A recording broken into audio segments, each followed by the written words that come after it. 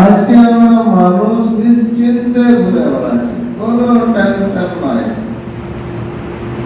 কার tension নাই? কোন মানুষের টেনশন নাই?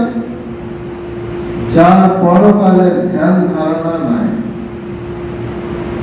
নিজের জীবনের হিসাব লাগবে সে সম্পর্কে সে খবর রাখে না।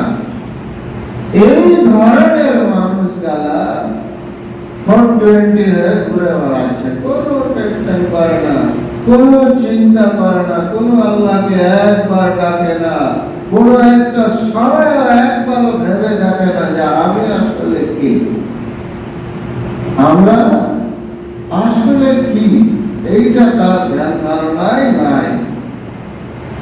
আল্লাহ রাব্বুল আলামিন তিনি বলছেন, বান্দা আমি পৃথিবীতে যদি তোমাকে একটা লাউ দিয়ে থাকি সেটাই তোমার জন্য পরীক্ষা। পৃথিবীতে যদি তোমাকে একটা মিষ্টি কুমড়ো দিয়ে থাকি সেটাই তোমার জন্য পরীক্ষা। পৃথিবীতে যদি তোমাকে একটা বালাখানা দিয়ে থাকি সেটাই তোমার জন্য পরীক্ষা। পৃথিবীতে যদি তোমাকে একটা টাকা দিয়ে রাখি সেটাই তোমার জন্য পরীক্ষা হবে।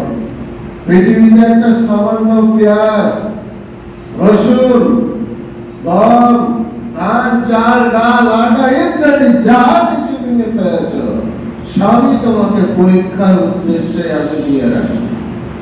তোমাকে যাচাই করা হবে।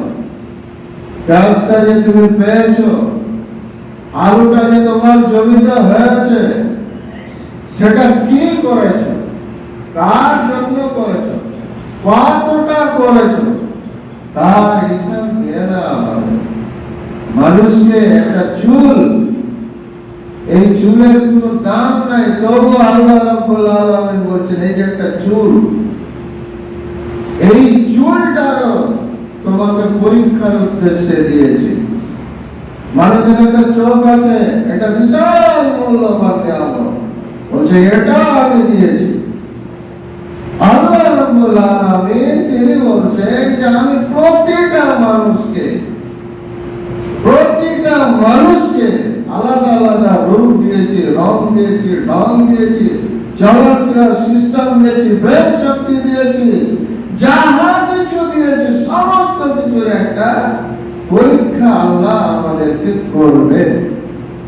আর এই পরীক্ষার জন্য আপনাকে ইহকাল ত্যাগ করে পরকালে আল্লাহর সামনে দাঁড়াতে হবে, কেউ রক্ষা করবে না। হোক সে কানা, ন্যাংরা, খোড়া, শ্বেতরোগী, কুষ্ঠরোগী, ক্যান্সার, যাই হোক না কেন সকলেরই একটা